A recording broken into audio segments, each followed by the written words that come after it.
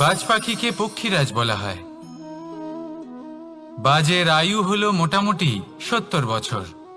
এবার 40 বছর হতে হতেই ওদের পালক লম্বা এবং ভঙ্গুর হয়ে যেতে থাকে, ঠোঁট বেঁকে যায়, ডানা ভারী হয়ে যায়, অর্থাৎ আগের মতো উড়তে পারে না, সেই শক্তি থাকে না। এবার সেই বাজ কি করবে? বাজ সব থেকে কঠিন নির্বাচন করে, নির্বাচন নিজের পুনর্স্থাপনার। সর্বপ্রথম একটা বিশাল পর্বতে যায়, একান্তে নিজের এক বাসস্থান তৈরি করে, আর তারপরে পাথরের সাথে নিজের ঠোঁট বারবার আঘাত করতে করতে সেই ঠোঁট ভেঙে ফেলে। তারপরে সে অপেক্ষা করে সেই ঠোঁট পুনর্নির্মাণ হওয়ার।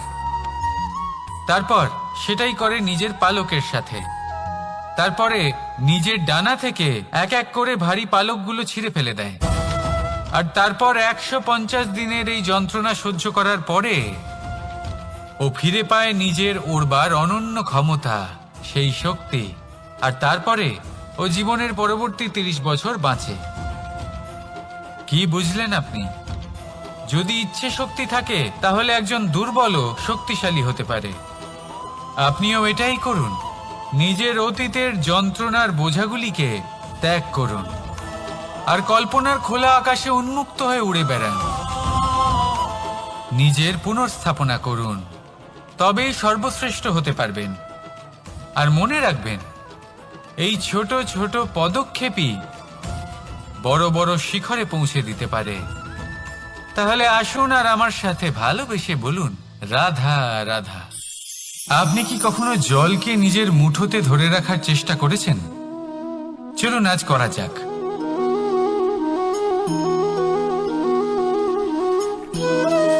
যদি আপনি নিজের মুঠো জোরে বন্ধ করেন, জল ধরে রাখতে পারবেন না। যদি আপনি তাকে এমনি বইতে দেন, তাহলে ও নিজের পথ নিজেই করে নেবে আর আপনার হাতেও থেকে যাবে। আমাদের জীবনও হলো কিছুটা এরকম, জলের মতো। নিজের পথ নিজেই করে নেয় এই জীবন। প্রত্যেক সমস্যার সমাধান নিজেই করে নেয় এই জীবন। তাই জীবনে যখন কোনো পরিস্থিতি আমাদের প্রতিকূল হয়ে থাকে, কিছুই হয়তো আমরা বুঝতে পারছি না, কিছুই যখন বসে থাকে না, তখন আমরা হতাশ হয়ে পড়ি, নিরাশ হয়ে পড়ি। আর এটাই করা উচিত নয়। শান্ত মনে দেখতে হবে যে এই জীবনে আসলে কি ঘটে চলেছে। কষ্ট সবাই ভোগ করেন। কষ্ট পেলে কেউ রেগে যান, রেগে গিয়ে পরাক্রম দেখান। এটাই তো করা উচিত নয়। শান্ত মনে সেটাই করতে হবে যা জীবন আমাদের শেখাতে চাইছে। জীবন আমাদের সব শিখিয়ে দেবে, শুধু মনে রাখবেন কখন প্রয়াস করতে হবে আর কখন আমাদের প্রতীক্ষা করতে হবে, সেটা আগে আপনাকে বুঝতে হবে। তাহলে আসুন আমার সাথে ভালোবেসে বলুন, রাধা রাধা। বল, শক্তি, পরাক্রম এই সংসারের বিকাশের মূল। কিন্তু কখনো ভেবেছেন যে প্রকৃতি আমাদের এই বল, শক্তি, পরাক্রম কেন দিয়েছেন? যাতে আমরা জীবনে কারোর উদ্ধার করতে পারি, কাউকে সাহায্য করতে পারি, কারোর জন্য ভালো কিছু করতে পারি, কোনো গরিব অসহায় মানুষের জন্য কিছু করতে পারি। এই বল, এই শক্তির সদ্ব্যবহার করতে পারি। কখনো দেখেছেন এমন মানুষ যার কাছে অসীম শক্তি আছে, কিন্তু তার সাথেই অসম্ভব অহংকারও রয়েছে, যিনি নিজেকে সর্বশ্রেষ্ঠ বলে মনে করেন, খারাপ কাজও করেন। আপনি দেখবেন প্রকৃতি এবং মানুষ তাকে ভাঙতে সর্বদা চেষ্টা করেন। মনে রাখবেন, যতই সুবিশাল পর্বত হোক না কেন, তা যদি পথে পড়ে, তাকে ভেঙে পথ প্রশস্ত করা হয়। যদি আপনার কাছে বল থাকে, শক্তি থাকে, পরাক্রম থাকে, তাহলে তার সদ্ব্যবহার করুন, কাউকে সাহায্য করুন, কাউকে রক্ষা করুন। যদি আপনি আপনার শক্তির দুর্ব্যবহার করেন, তাহলে মনে রাখবেন আপনি নিজের বিনাশ নিজেই আমন্ত্রণ করছেন। এবার বল অর্জন করার পরে, শক্তি অর্জন করার পরে আপনি নিজেকে বিনাশ করতে চান নাকি এই সংসারের উদ্ধার করতে চান? সিদ্ধান্ত আপনার। রাধা রাধা। মানুষ আর ধন, এই দুইয়ের মধ্যে সম্পর্ক খুব ঘনিষ্ঠ। ধন হলো সেই শক্তি যার ব্যবহার মানুষ করে থাকে সাংসারিক বস্তু ক্রয় করার জন্য, নিজের জীবন যাপন করার জন্য। আর মানুষ হলো সেই শক্তি যারা ধনকে গুরুত্বপূর্ণ করে তোলেন। এবার একটা কথা বলি, ব্যবহার করা উচিত ধনকে আর ভালোবাসা উচিত মানুষকে। এটা বেশিরভাগ মানুষই বোঝেন না। মানুষ এখানেই সব থেকে বড় ভুল করে বসেন। তারা ভালোবাসেন ধনকে আর ব্যবহার করেন মানুষকে। এ হলো অনুচিত। দেখুন, আপনি একটা সূচের দ্বারা যুদ্ধ করতে পারবেন না, আর কোনো তলোয়ার দ্বারা বস্ত্র সেলাই করতে পারবেন না, তাই না? কোনটা কিসের জন্য হয় সেটা বোঝা অত্যন্ত জরুরি। আপনিও সঠিক দিকে অগ্রসর হন। মানুষকে ভালোবাসুন আর ধনকে ব্যবহার করুন। যদি আপনি মানুষকে ব্যবহার করেন তাহলে আপনি ভালোবেসে ফেলবেন ধনকে, আর এই ভালোবাসা ধীরে ধীরে পরিণত হবে লোভে, আর ধীরে ধীরে এটা আপনাকে বিনাশ করে দেবে। তাহলে সমস্ত মানুষকে ভালোবাসুন আর এইভাবে ভালোবেসে বলুন, রাধা রাধা। সাফল্য কে না চান? সাফল্য লাভ করার, শিখরে পৌঁছানোর আলাদাই একটা আনন্দ রয়েছে। আর আপনজনদেরও কে না চান? প্রত্যেক মানুষ চান যেন জীবনে তার কোনো আপনজন থাকে, যারা সব সময় তাদের সাথে থাকবে। কারণ আপনজনের সাথেই তো সাফল্যের আনন্দ সব থেকে বেশি পাওয়া যায়। কিন্তু আসলে কি হয়, অনেক সময় সাফল্যের খোঁজে সেই পথে চলতে চলতে আমরা আপনদের থেকে দূরে চলে যাই। না চাইতেও দূরে চলে যেতে হয়, ওনাদের সাথে সময় কাটাতে পারি না। আর আমরা ভুলে যাই যে সাফল্যের আসল আনন্দ আপনজনদের সাথেই পাওয়া যায়।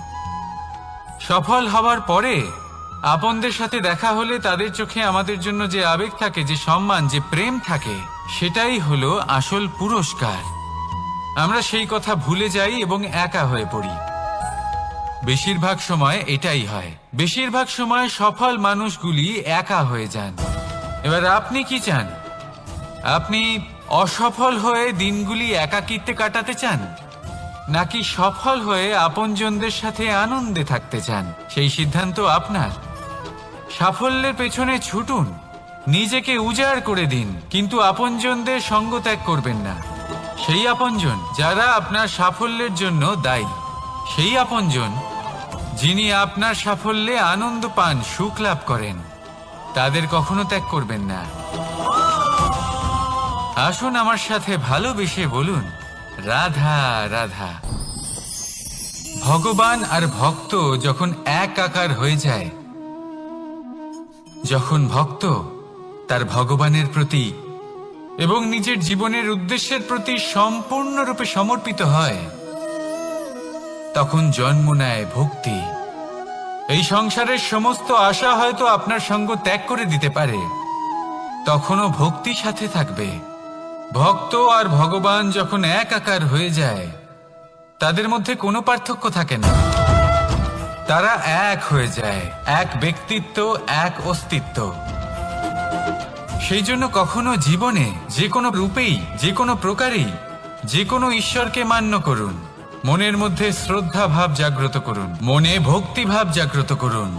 এই সমগ্র সংসারে সব কিছু আপনাকে ছেড়ে চলে গেলেও তখনও এই ভক্তি শুধুমাত্র আপনার উত্থান ঘটাবে। তাই মনে ভক্তি জাগ্রত করুন আর আমার সাথে ভালোবেসে বলুন, রাধা রাধা। শব্দই হলো শূন্য, শব্দই হলো আরম্ভ, শব্দই হলো অন্ত, শব্দই হলো অমর, শব্দই হলো ব্রহ্ম। এই শব্দ হলো অত্যন্ত বিশেষ। কেউ কাঁদলে তাকে হাসিয়ে তোলে, কেউ হাসলে তাকে কাঁদিয়ে দেয়। কারোর মনে উদ্দীপনা জাগিয়ে তুলতে পারে, আবার কারোর মনে কাঁটা হয়ে বিঁধে থাকতে পারে। একটা অত্যন্ত গুরুত্বপূর্ণ কথা যা বোঝা অত্যন্ত আবশ্যক। আপনার মন, আপনার হৃদয় যতই শুদ্ধ হোক না কেন, যতই পবিত্র হোক না কেন, আপনার দৃষ্টিভঙ্গি যতই স্পষ্ট হোক না কেন, যদি আপনার কথা পবিত্র না হয়, যদি আপনার শব্দ শুদ্ধ না হয়, তাহলে তা আপনাকে আপনার কর্মফল ভোগ করতে বাধ্য করবেই।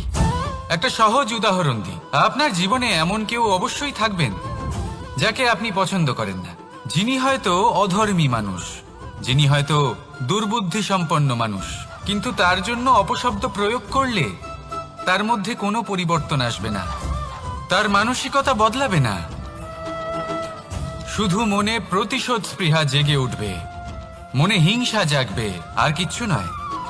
সেই জন্য নিজের শব্দকে নিয়ন্ত্রণ করুন, নিজের কথা সংযত করুন।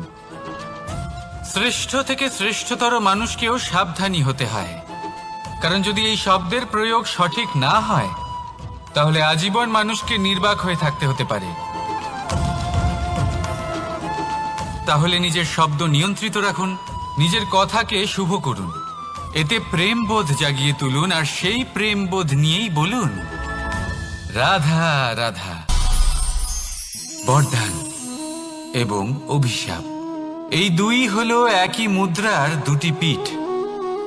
এই বরদান আমরা অনেক কারণে পেতে পারি, কখনো নিজের পরিশ্রমের কারণে, কখনো নিজের তপস্যার কারণে, কখনো আমাদের পূর্বপুরুষদের কর্ম ও তপস্যার কারণে। কিন্তু এই বরদান কতক্ষণ বরদান থাকবে তা আমরা নিশ্চিত করতে পারি না, তা সুনিশ্চিত করে শুধুমাত্র আমাদের কর্ম। যদি আপনাকে উদাহরণ দিই, আপনি রেশমের কীট দেখেছেন? ও বরদান পেয়েছে যে ও নিজের সুরক্ষার জন্য খোলস বানাতে পারে। এবারও তাতে এত মত্ত হয়ে যায় যে এমন এক আবরণ বানিয়ে ফেলে যাতে সে নিজেই আবদ্ধ হয়ে চাপা পড়ে মরে যায়। এটার তাৎপর্য কি? তাৎপর্য খুবই সরল। গর্ব করা খুবই ভালো, কিন্তু অহংকার করা কখনোই উচিত নয়। যদি অহংকার মনের মধ্যে প্রবেশ করে, তাহলে এই বরদান অভিশাপে পরিণত হতে সময় লাগে না। আর যদি কর্মশ্রেষ্ঠ হয়, তাহলে অভিশাপ ও বরদানে পরিণত হয়। তাহলে আসুন শ্রেষ্ঠ কর্ম করুন, আর আমার সাথে ভালোবেসে বলুন রাধা রাধা। সুখ, দুঃখ, মৃত্যু, মহামারী, এগুলো কখনো বলে আসে না, আবার জিজ্ঞাসা করেও আসে না। এমনই হয় দ্রুত ক্রীড়ার এই খেলায়। এক কারাগারের মতো, একটা মাকড়সার জালের মতো। যেমন একটা মাকড়সার জাল একটা পোকাকে নিজের দিকে আসতে আকর্ষিত করে নিজের চমকের দ্বারা, নিজের গঠন দ্বারা, সেরকমই দ্রুত ক্রীড়ার এই খেলা মানুষকে নিজের দিকে আসতে প্ররোচিত করে। শেষে গিয়ে মানুষ আটকা পড়ে। পার্থক্য শুধু এটাই, যখন এক পোকা এই জালে জড়িয়ে পড়ে তখন সে তার প্রাণ হারায়। মানুষ যখন এই দ্রুত ক্রীড়ায় আকর্ষিত হয়, সে নিজের মান, নিজের ধন সব কিছু হারায়, নিজের বিবেক হারিয়ে ফেলে। কিন্তু আপনি আপনার বিবেক কখনোই হারাবেন না। যদি আপনার মনে লোভ চলে আসে, আপনি লোভী হয়ে ওঠেন। যদি আপনি দ্রুত ক্রীড়ার এই খেলায় আটকা পড়েন, তাহলে মনে রাখবেন এই খেলা থেকে ফিরে আসা প্রায় অসম্ভবই বলা যায়। নিজের বিবেক কখনো হারাতে দেবেন না, কারণ বিনাশ আসার প্রথম লক্ষণ হলো বিবেকের বোধ চলে যাওয়া। এই প্ররোচনায় কখনো পা দেবেন না। আর আমার সাথে ভালোবেসে বলুন রাধা রাধা। বিজয়, বিজয় লাভের জন্য মানুষ কি না করে থাকে, যে কোনো সম্ভাব্য প্রচেষ্টা করে। কিন্তু নিজের বিজয় লাভের জন্য বাজিতে যা ইচ্ছে তাই রেখে দেওয়া কি উচিত কাজ? কখনোই নয়। নিজের হারানো সম্মান, নিজের হারানো সম্পত্তি, নিজের হারানো অধিকার ফিরে পাওয়ার শুধু একটাই পথ রয়েছে, আর তা হলো পুরুষার্থ, দ্রুত ক্রীড়া নয়। যে মানুষ নিজেই হেরে গেছে, নিজেই নিজের জয়লাভ করার জন্য অন্য কাউকে কিভাবে বাজিতে রাখতে পারে? এ হলো সম্পূর্ণরূপে অনুচিত। অনেক সময় অনেক ধন লাভ করার জন্য, অনেক সম্পত্তি লাভ করার জন্য আমরা নিজের আসল ধন, আমাদের আপনজন, তাদেরকে হারিয়ে ফেলতেও প্রস্তুত হয়ে যাই। এটা একেবারেই উচিত নয়। যত বড়ই সংকট আসুক না কেন, আমাদের আপনজনদের আমাদের সাথেই রাখা উচিত। নিজের বিজয়ের জন্য ওনাদের বাজি রাখা ঠিক নয়। এই ভুল কেউ একজন করেছেন, আপনি তা ভুলেও করবেন না। রাধা রাধা। নারী জন্মসূত্রে কারোর কন্যা, ধর্মসূত্রে কারোর পত্নী, আর কর্মসূত্রে কারোর মা। আমাদের মনে এই ছবি আঁকা রয়েছে একজন নারীকে নিয়ে, তাই না? একটা অতুলনীয় ভূমিকা রয়েছে নারীদের আমাদের জীবনে, আর নারী ছাড়া আমরা কিছুই নই। কিন্তু অধিকার, সেখানে আমরা একটা ভুল করে বসি। যখন নারী একজন কন্যা থাকে, যখন সে জন্ম নেয়, তখন তার ওপর অধিকার থাকে তার পিতার। আর তারপর যখন বিয়ে হয়ে যায়, তখন তার অস্তিত্বের উপর অধিকার থাকে তার স্বামীর। আর যখন তিনি মা হন, তখন নিজেই তিনি জীবনের সমস্ত অধিকার দিয়ে দেন তার সন্তানকে। কিন্তু আমরা কি কখনো এটা ভেবেছি এই জীবন হলো তার নিজের? যে নারী সবার কল্যাণ করছেন, তার জীবনের অধিকারও তার কাছেই থাকা উচিত, তাই না? তার নিজের জীবনের সিদ্ধান্ত সে নিজেই নিতে পারেন, নিজেই নিজের ভাগ্যের রচয়িতা হতে পারেন। আর এর জন্য আমাদের নিজেদের পাল্টাতে হবে, দৃষ্টিভঙ্গি পাল্টাতে হবে। কারণ এই ধারণা সেটা আজ বা কালকের ব্যাপার নয়, এটা ঘটে চলেছে বহু বছর ধরে, আর চলতেই থাকবে যদি আমরা এটা না বদলাই। আর এটা তখনই সম্ভব হবে যখন আমরা নিজেদের মধ্যে পরিবর্তন আনব। তাই আজকের পর থেকে, এই মুহূর্ত থেকে, কোনো নারীর ওপর অকারণ অধিকার স্থাপনের আগে সহস্রবার ভেবে দেখবেন। কারণ যখন নারী নিজের অধিকার কেড়ে নিতে বাধ্য হবেন, তখন শুধু এবং শুধুমাত্র বিনাশই ঘটবে। রাধা রাধা।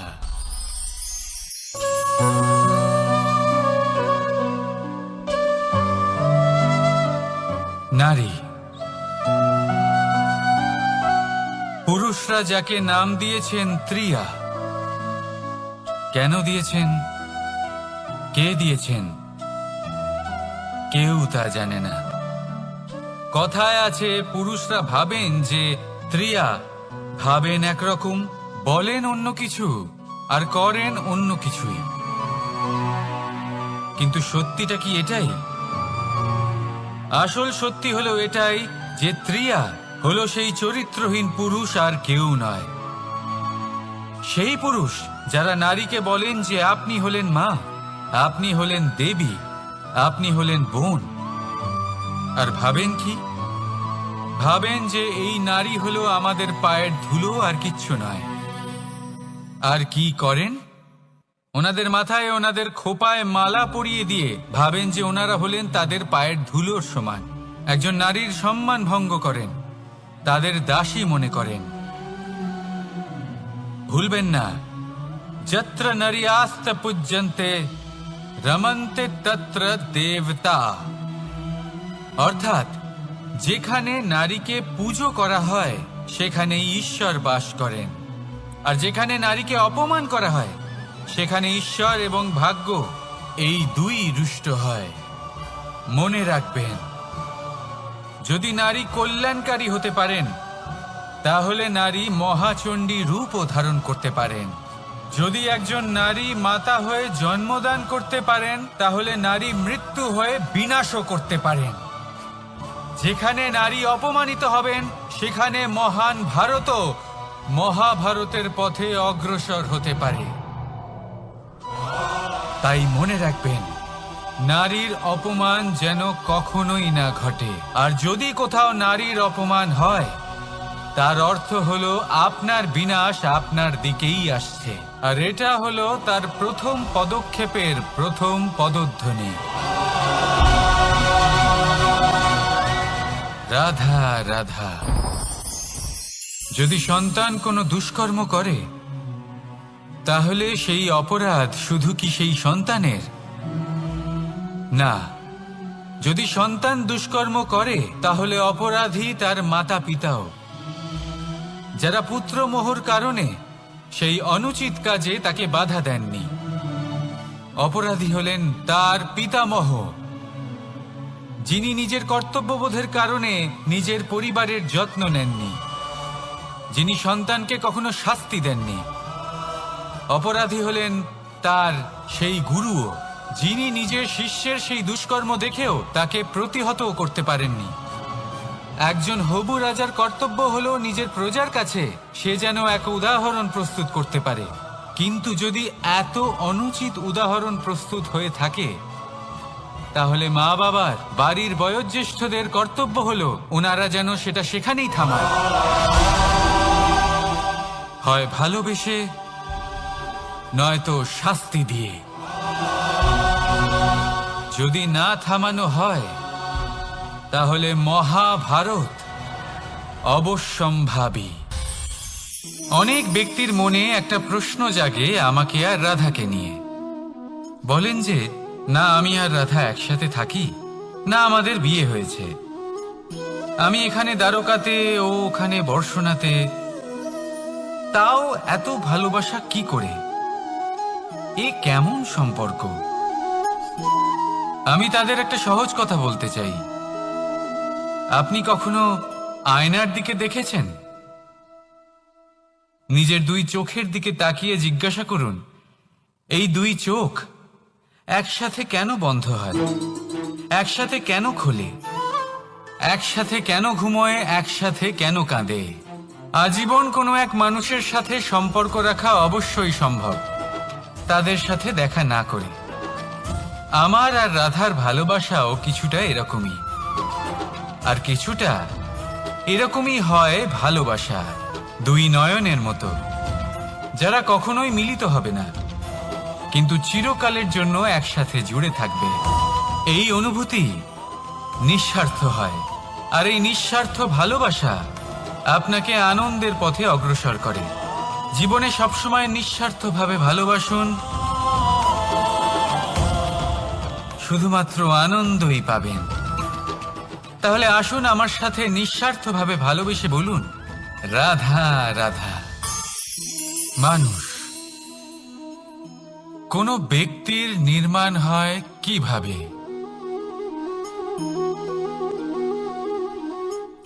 কেউ বলবেন পঞ্চতত্ত্বের দ্বারা, কেউ বলবেন আত্মা, দেহ ও চেতনার দ্বারা, কেউ বলবেন ঈশ্বরের কৃপার দ্বারা, তো কেউ বলবেন এই প্রকৃতির পরীক্ষার দ্বারা। না, মানুষের নির্মাণ হয়ে থাকে বিশ্বাস দ্বারা। ব্যক্তি তখনই গড়ে ওঠেন যখন ব্যক্তিত্ব থাকে, ঠিক কিনা? আর ব্যক্তিত্ব তখনই হবে আর সেরকমই হবে যেরকম বিশ্বাস আপনি নিজের উপরে রাখবেন। যদি আপনি মনে করেন আপনি বিষের ন্যায় হবেন তাহলে আপনি বিষাক্তই হবেন। যদি আপনি এটা মনে করেন যে আপনি অমৃতের ন্যায় হবেন তাহলে আপনি অমরই হয়ে যাবেন। যদি আপনি নিজের উপরে বিশ্বাস রাখেন যে আপনি সংসারের সব থেকে উঁচু পর্বতের শিখরে পৌঁছতে পারবেন তাহলে আপনি অবশ্যই পৌঁছবেন। যদি আপনার এরকম মনে হয় যে আপনি এরকম কখনো করতে পারবেন না তাহলে এরকম কখনোই হবে না। ভেবে দেখবেন, বিশ্বাসের মধ্যেই বিশ্ব বাস করে থাকে, তো আপনার অস্তিত্ব কেন করবে না? যেমন বিশ্বাস আপনি নিজের উপরে রাখবেন তেমনই আপনি হয়ে উঠবেন। সেই জন্য নিজের উপরে বিশ্বাস রাখুন, আর হ্যাঁ, ভালোবেসে বলুন রাধা রাধা। শত্রুতা, একজন মানুষ অন্য মানুষের সাথে শত্রুতা করে বসেন, দুজন ঘনিষ্ঠ বন্ধু। এমনও এক সময় আসতে পারে যখন এনারা একে অপরের শত্রু হয়ে ওঠেন। এর অনেকগুলো কারণ হতে পারে। কিন্তু মূল কারণ হলো আলোচনা। আগে হ্যাঁ, আপনি যদি কারোর বিষয়ে আলোচনা করেন তাহলে সে আপনার শত্রু হয়ে যেতে পারে। এবার মনে একটা প্রশ্ন আসতে পারে যে এটা কিভাবে সম্ভব হতে পারে? আলোচনা এটা তো অত্যন্ত জরুরি। যদি আমি নিজের বন্ধুর খারাপ কাজের বিষয়ে আলোচনাই না করি তাহলে সে শুধরবে কি করে? এ কথা সত্যি যে আলোচনা আবশ্যক, কিন্তু তার থেকেও বেশি গুরুত্বপূর্ণ এবং আবশ্যক হলো আপনার এই সিদ্ধান্ত এটাই যে আপনার এই আলোচনা কোন স্থানে করবেন। যদি এটা সবার সামনে করবেন ভাবেন, তাহলে তা অপমানও হয়ে যেতে পারে। যদি এটা আলাদাভাবে করেন তাহলে তা পরামর্শ হয়ে যায়। অপমান কেউ স্বীকার করতে পারেন না, কিন্তু পরামর্শ সকলের ভালো লাগে। তাহলে যদি আপন কারোর জন্য ভালো কিছু চান, কাউকে শুধরে দিতে চান, আর আপনার মনে হয় আলোচনা আবশ্যক, তাহলে সর্বপ্রথম সময়, পরিস্থিতি আর স্থানের কথা মনে রাখবেন। নয়তো এই আলোচনা আপনাকে খুব ভোগাতে পারে। তাহলে আসুন আমার সাথে ভালোবেসে বলুন, রাধা রাধা। আপনার জীবনেও কি সমস্যা রয়েছে? অবশ্যই থাকবে। প্রত্যেকের জীবনেই সমস্যা থাকে। প্রত্যেক মানুষ জিজ্ঞাসাও করেন যে এই সমস্যা আসলে কি আর কেন আসে জীবনে। আপনাকে একটা কথা বলে দিই যে সমস্যা আসলে সেটা নয় যা আপনার পথে বাধা সৃষ্টি করে, বরং সমস্যা হলো সেটাই যেটা আপনি তখন দেখতে পান যখন আপনার একাগ্রতা আপনার পথ থেকে, আপনার লক্ষ্য থেকে সরে যেতে থাকে। আর এই সমস্যাগুলি দূর করার জন্য, এর সমাধান করার জন্য একটাই পথ আছে। নিজের সমস্ত ভাবনা আরো একবার একাগ্র করুন নিজের পথের দিকে, নিজের লক্ষ্যের দিকে। আপনার সমস্ত ভাবনা যদি কেন্দ্রীভূত হয় নিজের লক্ষ্যে, তাহলে এই সমস্যা দূরে থাকবে। যদি এরকম না হয়, যদি আপনার মন একটু অন্যদিকে চলে যায়, তাহলে এই সমস্ত সমস্যা আবার সামনে চলে আসে আর বাড়তেও থাকে। দেখুন, যেখানে আপনার লক্ষ্য রয়েছে, বান যদি সেখানেই চালাতে হয়, তাহলে দৃষ্টি তো সেদিকেই রাখতে হবে। তবেই তো আপনি সেই লক্ষ্য ভেদ করতে পারবেন। সেই জন্য মনে রাখবেন, সর্বদা লক্ষ্য রাখবেন নিজের পথে, সেই পথেই সামনে এগোতে থাকুন নিজের লক্ষ্যের দিকে। আপনি যত সামনে এগোতে থাকবেন এই সমস্যা তত পিছিয়ে যাবে। তাহলে আসুন আমার সাথে ভালোবেসে বলুন, রাধা রাধা। এই পাখিরা সত্যি খুব সুন্দর, আমার খুব ভালো লাগে। আপনি নিশ্চয়ই শুনে থাকবেন যে কিছু পাখির কাছে ডানা অবশ্যই থাকে, কিন্তু উড়তে পারে না।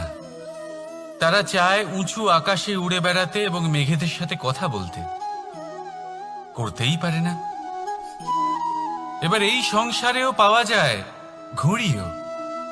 এদের মধ্যে না জীবন আছে, না প্রাণ আছে, আর না আছে ডানা, কিন্তু এরা আকাশের সাথে কথা বলে, হাওয়ার বেগের সাথে কথা বলে, আনন্দ করে, উৎফুল্ল হয়ে ওঠে। আকাশে জীবনের কিছু মুহূর্ত কাটায়। তার কারণ কি হতে পারে? কারণ হলো সুতো। এই সুতো যদি সঠিক হাতে থাকে, তাহলে এই কাগজের তৈরি ঘুড়িও আকাশের উচ্চতায় উড়ে বেড়াতে পারে। এবার এই সুতো আসলে কি? এই সুতো হলো আসলে ভালোবাসা। এই সুতো হলো আসলে বিশ্বাসের। আর এটা আপনি দিয়ে থাকেন তাদের হাতে যাদের আপনি বিশ্বাস করেন, যাদের আপনি নিজের সর্বস্ব দিয়ে দেন।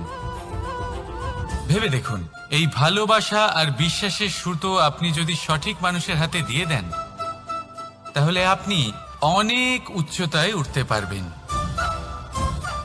আকাশের উচ্চতায় উড়ে বেড়াতে পারবেন, মেঘের সাথে কথা বলতে পারবেন, পাখিদের মতো উড়তে পারবেন, যা ইচ্ছে তাই করতে পারবেন।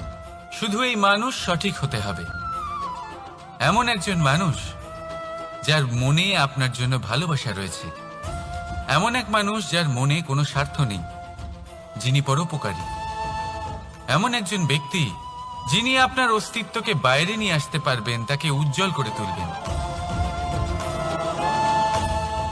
তাহলে ভালোবাসুন, আনন্দ করতে থাকুন, আর এই আনন্দ সহকারে বলুন, রাধা রাধা। আমরা সকলে এমন ব্যক্তির সাথে থাকতে চাই যারা খুব মিষ্টি কথা বলেন, যাদের ব্যবহার আমাদের ভালো লাগে, যারা দেখতে সুন্দর হন, যাদের আমরা পছন্দ করি। আর সব সময় এমন ব্যক্তির থেকে দূরে থাকতে চেষ্টা করি যাদেরকে আমরা পছন্দ করি না, যাদের কথা আমাদের খারাপ লাগে, যাদের কথা একটু কঠোর হয়। আমরা সব সময় চেষ্টা করি এদের থেকে দূরে থাকার, ঠিক কিনা?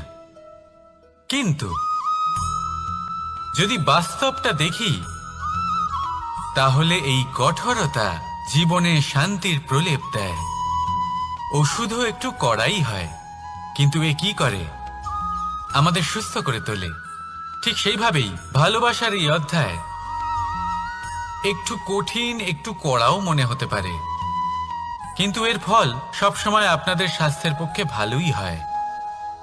সেই জন্য যদি কেউ আপনার নিন্দে করে, আপনাকে কড়া কথা শোনায়, আপনার ব্যাপারে আলোচনা করে, তার মানে এটা নয় যে সে আপনার শত্রু। হতে পারে তিনি আপনার বন্ধু হন, আপনার জন্য ভালো চান, আপনাকে শুধরে নিতে চান, আপনার মধ্যে কোনো পরিবর্তন দেখতে চান। সেই জন্য কখনো কারোর কথা শুনে বা কাউকে দেখে প্রাথমিকভাবে এই সিদ্ধান্ত নেবেন না যে তিনি আপনার শত্রু হন নাকি আপনার বন্ধু হন। এমনও শত্রু হয়ে থাকেন যে গুড়ের মতো মিষ্টি মিষ্টি কথা বলে আসলে আপনাকে বিষ পান করিয়ে দেবেন, আর এমনও বন্ধু থাকেন যারা আসলে নিমের মতো কড়া কথা বলেন কিন্তু আপনাকে অমৃত পান করান। এদের মধ্যে পার্থক্য করতে জানতে হবে, কে আসলে শত্রু হন আবার কে আসলে মিত্র হন। এই পার্থক্য যখন আপনি করতে শিখবেন, তখন আপনি এই সংসারের সব থেকে সুখী প্রাণী হয়ে উঠবেন। এই পার্থক্য বোঝা সহজ নয়, কিন্তু অবশ্যই আবশ্যক। রাধা রাধা। অসুখ। এমন কোনো মানুষ আছেন এই সংসারে যার অসুখ করে না? প্রত্যেক মানুষ কখনো না কখনো অবশ্যই অসুস্থ হয়েছে, তার এই শরীর রোগের শিকার অবশ্যই হয়েছে। এবারে দেখুন, এই রোগ আসে, আবার এই রোগ চলেও যায়, কিন্তু সেই রোগ আমাদের কষ্ট দিতে কেন সক্ষম হয়? কারণ হলো স্বচ্ছতা। যদি এই স্বচ্ছতা শরীরে না থাকে, তাহলে মানুষকে শারীরিক কষ্ট পেতেই হবে। ঠিক সেইভাবেই অত্যন্ত প্রয়োজনীয় হলো এই স্বচ্ছতা যেন মনেও থাকে।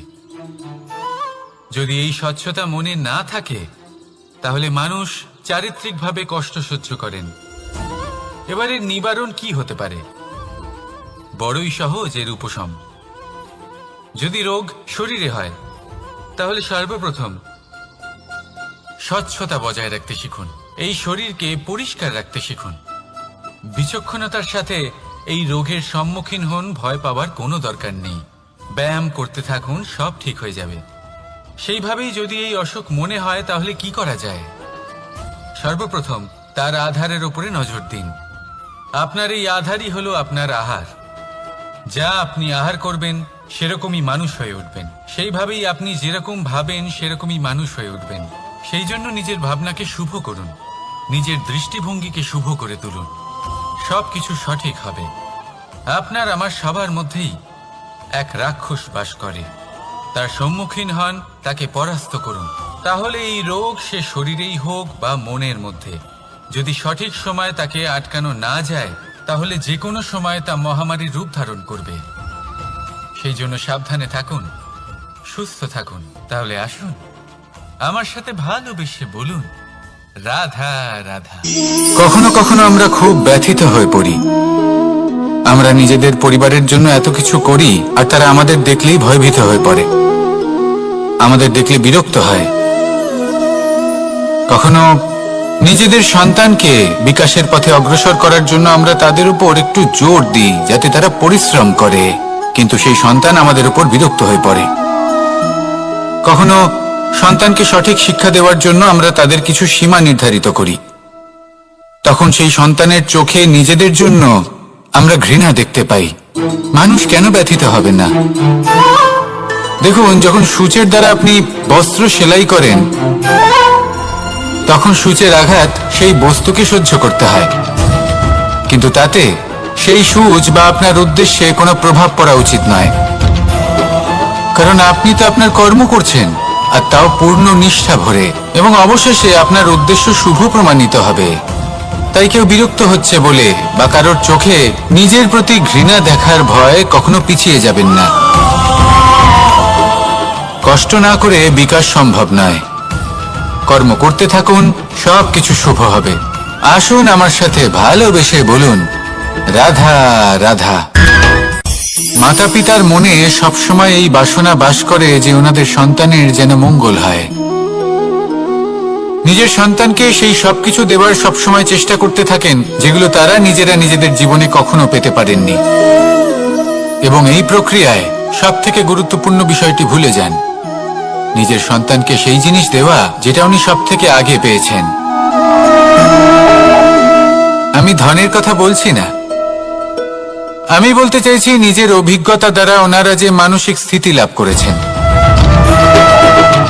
ওনারা যে মর্যাদা লাভ করেছেন, যে শিক্ষা ওনারা লাভ করেছেন, সবার আগে নিজের সন্তানকে সেটা দেওয়া প্রয়োজন। সেটা যদি নিজের সন্তানকে দিতে পারেন, তাহলে এই সন্তান জীবনে তার পথে এগোতেও পারবে, ধন অর্জন করতে পারবে, এবং শক্তিশালী অনুভবও করতে পারবে। সেই জন্য সন্তানকে সবার আগে সেটা দান করুন যেটা সব থেকে বেশি মূল্যবান।